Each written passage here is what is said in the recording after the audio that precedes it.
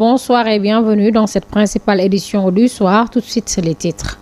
Au sommaire de cette édition, parlons de l'immunité parlementaire de Mohamed Ngom, dit Farba.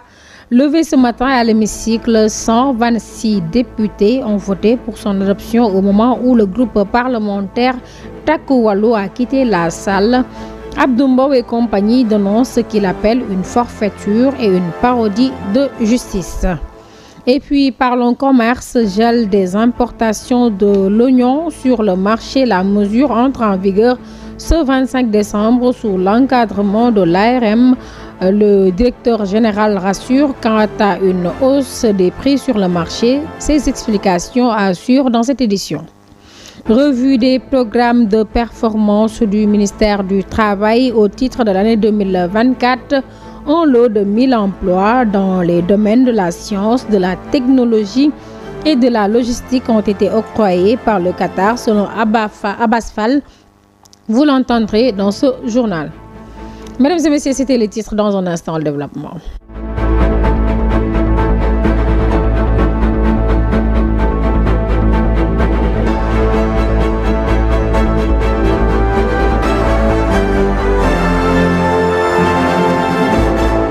Je vous l'annonçais en titre, les députés majoritaires à l'Assemblée nationale ont voté ce vendredi 24 janvier la levée de l'immunité parlementaire de l'honorable député Farba Ngom, une décision qui n'est pas du goût des députés de l'opposition.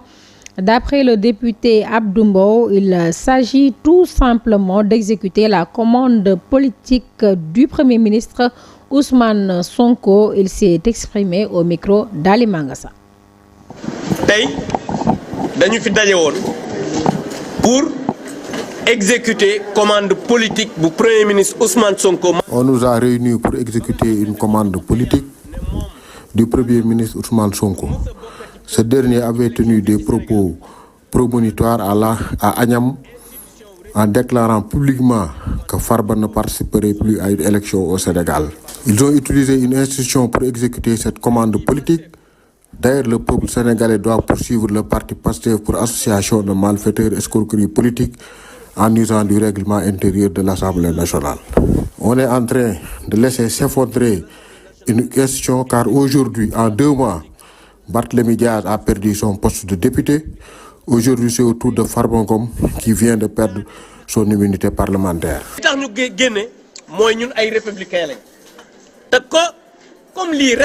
Et puis, Ousmane Diagne a présidé jeudi la conférence nationale des chefs de parquet axée sur la redynamisation des bureaux d'exécution des peines et réponse à la surpopulation carcérale, un événement qui a permis aux responsables judiciaires de proposer des mesures concrètes et des améliorations dans la gestion des peines.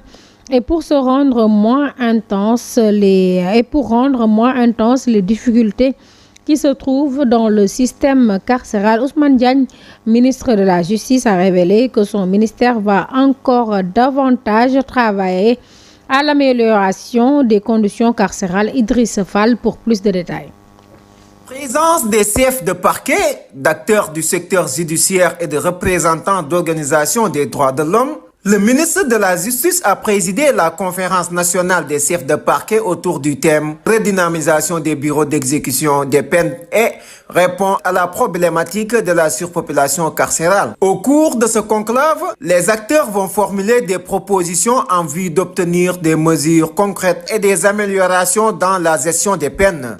L'accent a été mis sur le renforcement des capacités des bureaux d'exécution des peines par le déploiement de nouveaux outils numériques et la standardisation des procédures, mais aussi sur l'amplification des mesures d'aménagement des peines. En effet, le déploiement d'un plan opérationnel de mise en œuvre des BEX est envisagé avec l'installation de nouveaux bureaux à travers tout le territoire national, le développement d'une application de gestion des procédures d'exécution des peines et la mise en place d'un dispositif de suivi et évaluation. Le ministre de la Justice, Ousmane Diagne, a souligné la problématique de la surpopulation carcérale est devenue un défi structurel et humain. Les prisons sont remplies de personnes, alors qu'il n'y a pas assez d'espace. C'est une situation qu'il vaut mieux prévenir avant qu'il ait des conséquences néfastes. Nos prisons doivent être dans des conditions favorables pour les détenus, au moins qu'ils soient dans de bonnes conditions durant leur séjour.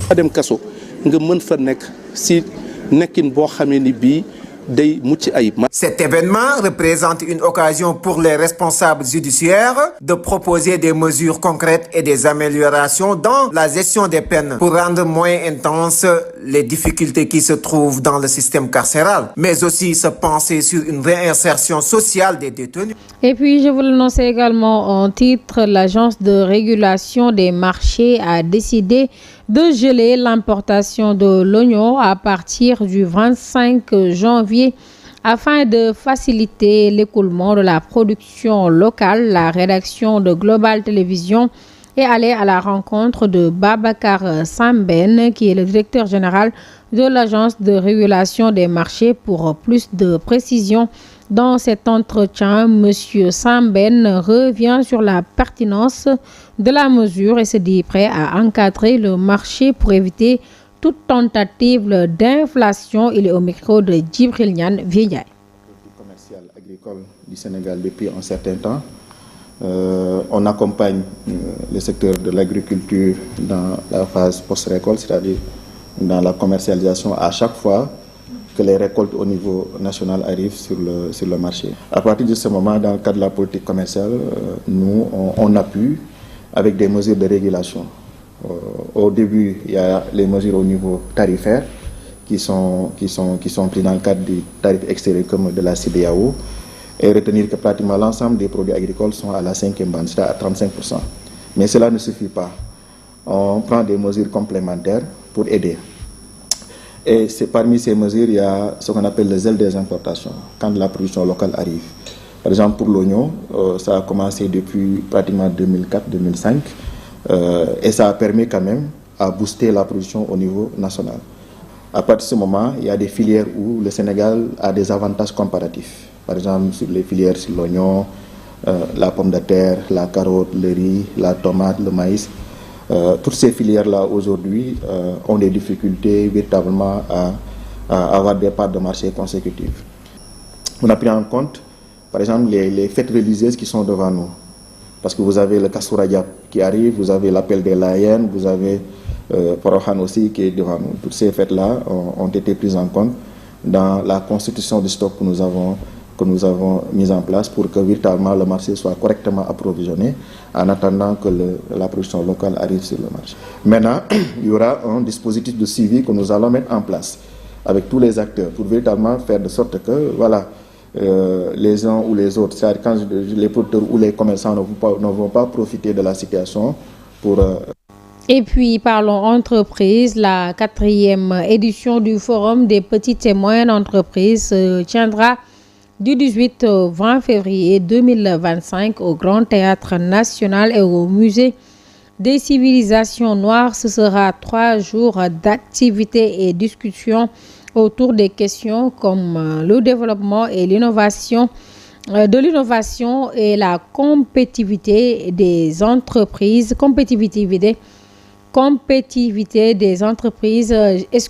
Et puis, en prélude à cet événement, le comité d'organisation a été installé en présence du secrétaire d'État au développement des PME. Les organisateurs se disent déjà prêts et à pied d'œuvre pour l'ensemble. Le forum va accueillir 10 000 participants selon le secrétaire général d'État au développement des PMI et PME, Ibrahima Cham, au micro d'Aïsatouba.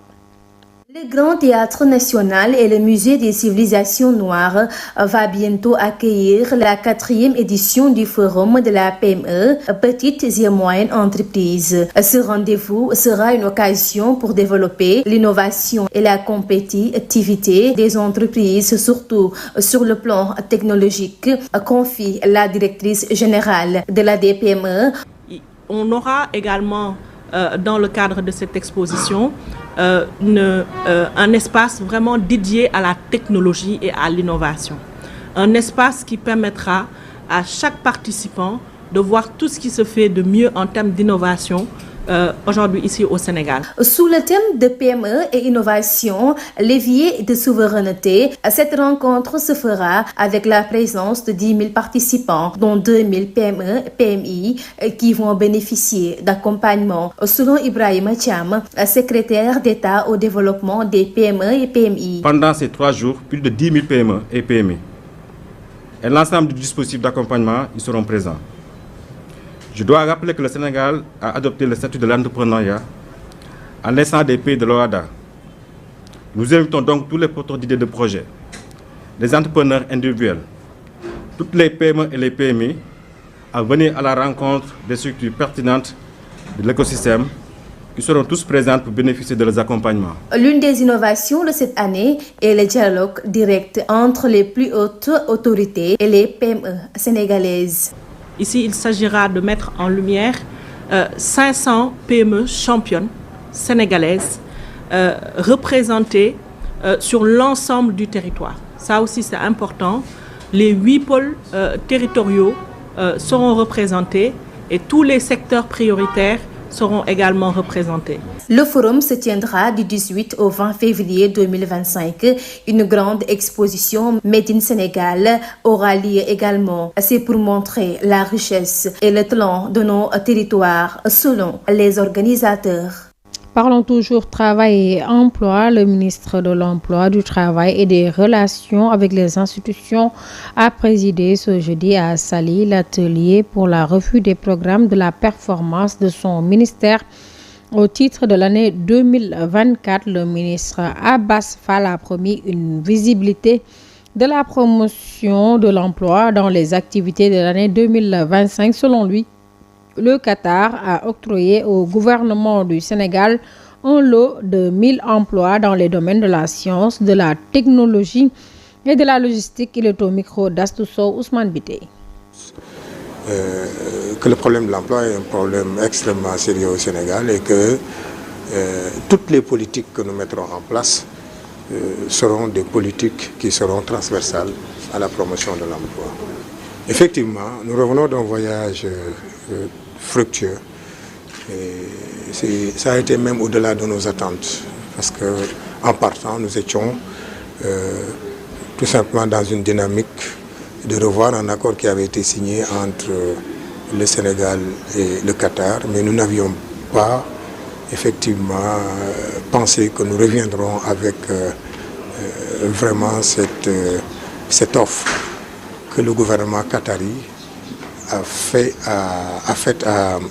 donc au gouvernement du Sénégal en lui proposant pour un premier jet 1000 emplois dans les secteurs tels que les sciences, la technologie, la médecine et la logistique. Ce sera donc un premier test. Parce que ces emplois ne seront pas seulement dans le domaine public. Ce sera aussi des emplois dans les entreprises privées.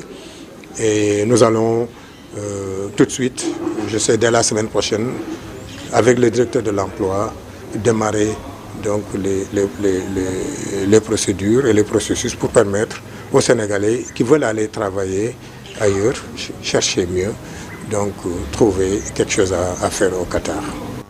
Et puis restons dans le même sillage. Comment résoudre le chômage des jeunes au Sénégal? Pour Aliou Sène, président du pôle de la jeunesse du Sénégal, la réponse est claire. L'agriculture est le principal levier du développement. C'est dans cette optique qu'il a transformé le pôle de la jeunesse de Dakar en pôle de la jeunesse du Sénégal, élargissant ainsi la vision et l'action de ce mouvement à l'ensemble du territoire national. Aliou Sène et ses collaborateurs entendent accompagner les nouvelles autorités dans l'élaboration et la mise en œuvre d'une politique efficace en faveur de cette tranche d'âge qui représente une partie importante de la population sénégalaise. Il s'est exprimé au micro d'Abdoulaye Ndiaye. On a beaucoup de mètres de cubes d'eau, l'exode rural, tout le monde le constate. Tout le monde constate l'exode rural. Tous les villageois sont à Dakar maintenant parce qu'il n'y a plus rien dans les villages. Donc il suffit de remédier à ça. Il suffit de travailler sur l'agriculture. Le Sénégal ne peut pas se développer sans l'agriculture. Et donc voilà, nous on demande à tout le monde de mettre le paquet pour pouvoir travailler encore sur l'agriculture, parce que je crois qu'on ne pourra jamais émerger sans l'agriculture. On soutient la politique de jeunesse de l'État, on travaille à la base. Donc nous, ce qu'on peut faire, on n'a pas les moyens qu'il faut, c'est l'État qui l'a, mais on peut orienter, on peut en parler, on peut organiser des forums, des ateliers, des colloques, parler à la jeunesse, leur dire que c'est à nous de développer le Sénégal. Et moi je crois fermement que le Sénégal ne se développera pas sans l'agriculture, ni l'élevage, ni la pêche. Donc voilà, ce sera notre grand job, comme je le dis. Appeler toute la jeunesse pour venir adhérer sur le pôle de la jeunesse de Dakar pour qu'on fasse le mieux pour développer le Sénégal. J'appelle la jeunesse à rester ici au Sénégal. Il y a beaucoup de possibilités ici au Sénégal. Donc si tout le monde fuit, qu'est-ce qui va faire le Sénégal? Non, il faut rester. Et il faut arrêter, comme je dis, l'Mbekumi, c'est pas bon. C'est une suicide. Et puis, sûreté aéroportuaire, la structure Teranga Sûreté aéroportuaire, en collaboration avec l'ANACIM, a procédé à la remise de décisions de certification à 20 récipiendaires devenus instructeurs et contrôleurs internes. La cérémonie s'est tenue ce vendredi 24 janvier 2025 sous la présidence de nombreuses autorités administratives. Pour le directeur général de l'ANACIM, Ndiaga Bass, cette initiative entre dans le cadre du renforcement des capacités des agents et la mise en œuvre des mesures de sûreté au niveau de l'aéroport international de Blaise Diagne. Il s'est exprimé au micro d'Amsatou Gano. Voilà, c'est un honneur de présider cette cérémonie de remise d'attestation. C'est des certificats pour des instructeurs et contrôle de qualité de TSA. Donc ça répond aux exigences de l'OACI, l'Organisation de l'Aviation Civile Internationale, et des règlements aéronautiques du Sénégal en matière de sûreté de l'aviation civile. La sûreté, c'est toutes les dispositions qui permettent de lutter contre les actes d'intervention illicites dans un aéroport. Donc c'est une exigence internationale. Et TSA, qui est chargé de l'application des mesures de sûreté au niveau de l'aéroport international Blaise Diagne, a pris le pari de renforcer le dispositif de contrôle interne pour l'application des mesures de sûreté, mais également pour la formation de ses agents. Oui, là, c'est 20 personnes, c'est un processus long, comme je viens de le dire. Il fallait d'abord avoir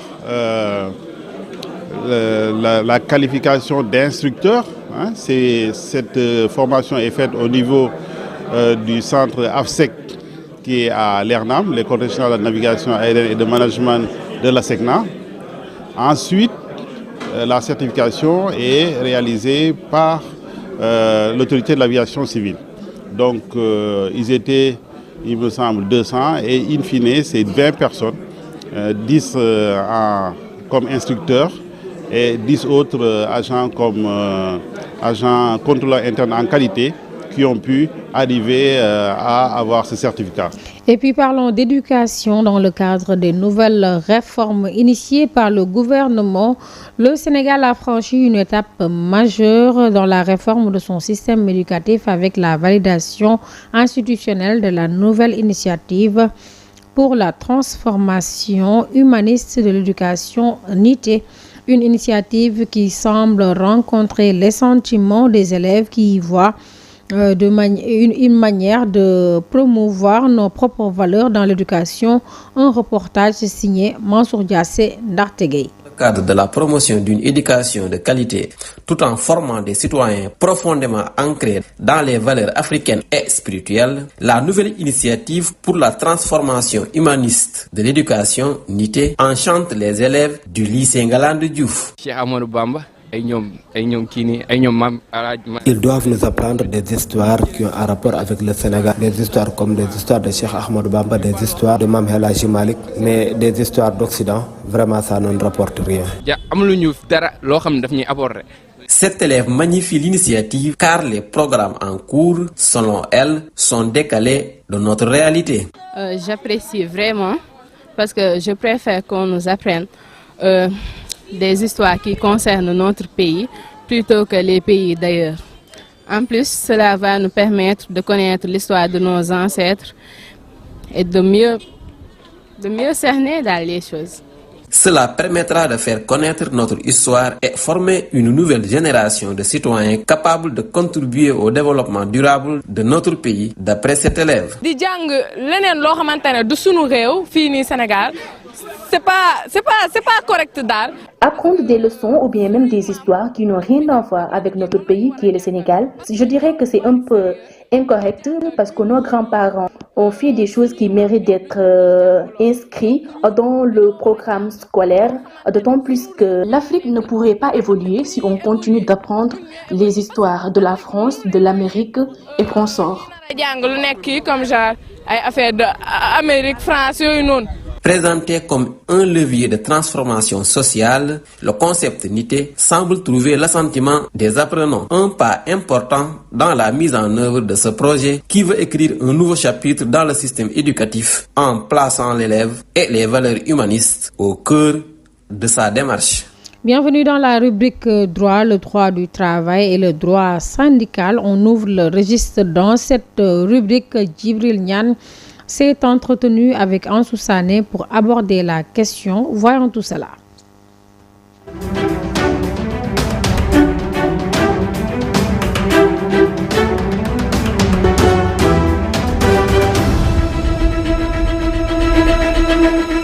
Bienvenue dans votre rubrique Parlons droit.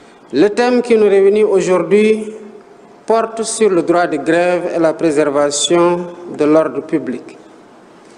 Il constitue une invite aux acteurs judiciaires à réfléchir sur l'équilibre délicat mais essentiel entre le respect des droits. Aujourd'hui, la rédaction s'intéresse au droit du travail, le prétexte, la dernière rentrée solennelle des cours et tribunaux où le président de la République, Bassirou Diomaye Diakhar Faye, a annoncé que les services compétents de l'État travaillent à l'élaboration des réformes juridiques visant à encadrer l'exercice du droit de grève dans les secteurs stratégiques. Monsieur Ansou Sané, enseignant-chercheur et directeur des ressources humaines, nous apporte des... Au niveau des sources internationales, il y a des conventions qui ont été créées par l'OIT, Organisation internationale du travail, qui a été créée en 1919, qui a mis en place des conventions comme la Convention 87 sur le droit, la liberté syndicale. Il y a aussi la Convention 98 sur l'organisation du travail. Il y a aussi la Convention 135 sur la protection du droit syndical. Donc, au-delà de ça, il y a les sources internes, telles que la Constitution et les lois qui ont réglementé le droit du travail. Donc, si je prends l'exemple de la Convention, les sources internationales, donc le Sénégal respecte scrupuleusement ces conventions, ainsi que la Constitution. Le syndicalisme, créé dans le but d'améliorer les conditions de travail et d'existence de l'homme, le président de la République, Bassirou Diomaye Faye, est revenu sur le droit de grève lorsqu'il présidait la rentrée des cours et tribunaux. Le droit de grève, composante essentielle de la liberté syndicale, est fondamental parce que consacré tant au plan national qu'au niveau international. Il est garanti par la Constitution et réaffirmé par les normes internationales telles que les conventions de l'Organisation internationale. Oui. Il y a, dans le cadre de l'organisation syndicale, il y a au sein de l'entreprise un syndicat dont sa mission c'est quoi? C'est de contribuer à défendre les intérêts matériels et moraux des travailleurs. Et pour M. Sané, même si le travailleur a le droit d'aller en grève, ce droit de grève est aussi encadré par des lois et réglementations. Le syndicaliste ne peut pas se lever comme ça, il dit que je vais aller en grève. D'abord, il y a les préalables. Il faut ce qu'on appelle le préavis. Avant d'aller en grève, il faut déposer un préavis de grève d'une durée de 2 mois pour informer l'autorité que ce que nous avons discuté jusqu'à nos jours n'a pas été respecté. Donc, je vous informe que si vous ne le faites pas, durant les 1 mois, nous allons déclencher une grève. Donc, c'est comme ça que le Code du travail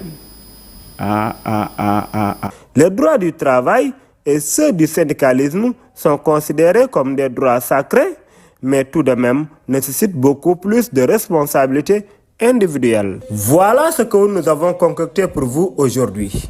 Nous vous donnons rendez-vous la semaine prochaine avec d'autres sujets. Merci beaucoup Djibril Niane. Et puis passons à l'actualité hors de nos frontières. En exil en Guinée équatoriale depuis son départ contraint en 2017, l'ancien homme fort de la Gambie, Yaya Jammeh, a affirmé son intention de reprendre la tête de son parti. Et puis aux États-Unis, un juge suspend la remise en cause du droit de sol. Donald Trump fait appel. La synthèse de l'actualité hors de nos frontières avec Sokhna Mame Awa Sall. En Guinée équatoriale, depuis son départ contraint en 2017, l'ancien homme fort de la Gambie, Yaya Jammeh, a affirmé son intention de reprendre la tête de son parti et de régler les comptes. En décembre, la Communauté économique des États de l'Afrique de l'Ouest, CEDEAO, a apporté son soutien à la création d'un tribunal spécial de juger les crimes commis sous son régime. Yaya Jammeh pourrait être le principal mis en cause devant cette cour. Le gouvernement gambien a endossé en 2022 les recommandations d'une commission qui s'est penchée sur les atrocités de l'ère Jammeh et a accepté de poursuivre 70 personnes, à commencer par Yaya Jammeh. Burkina Faso, le GNIM revendique une attaque meurtrière contre le coup militaire et la ville de Seba. Le détachement de l'armée burkinabé basé à Seba, dans le nord-est du Burkina Faso, a été la cible d'une violente attaque qui aurait fait plusieurs dizaines de morts et de blessés dans l'après-midi du mercredi 22 janvier. Si à ce stade, la junte au pouvoir à Ouagadougou n'a pas réagi, le groupe de soutien à l'islam et aux musulmans, un groupe armé lié à l'Al-Qaïda, a revendiqué l'assaut. Conflit dans l'est de la RDC Congo, les combats ont repris à Kimbumba. C'est depuis 4 heures du matin ce vendredi, heure locale, que les tirs ont repris à Kimbumba, à une vingtaine de kilomètres au nord du Goma. Dans l'est du RDC Congo, de nouveaux déplacements de personnes sont aussi signalés. États-Unis, un juge suspend la remise en cause du droit sol. Donald Trump fait appel. Jeudi 23 janvier, un juge américain a suspendu temporairement la remise en cause du droit du sol ordonné par Trump, signe qui montre que l'offense anti-immigration voulue par le milliardaire républicain est promise à une longue bataille judiciaire. Il s'agit d'un ordre manifestement inconstitutionnel, a estimé le magistrat fédéral cité par des médias locaux lors d'une audience. Au sujet du décret signé par le président Donald Trump revenant sur le droit du sol, un principe consacré par le 14e amendement de la Constitution américaine et appliqué depuis plus de 150 ans aux États-Unis, Trump a fait appel. Merci beaucoup Sokhna Mame Awa Sall, c'est cet élément d'ailleurs qui met fin à cette nouvelle édition du soir. Merci de l'avoir suivi. Mesdames et messieurs, bonne fin de soirée et bon week-end.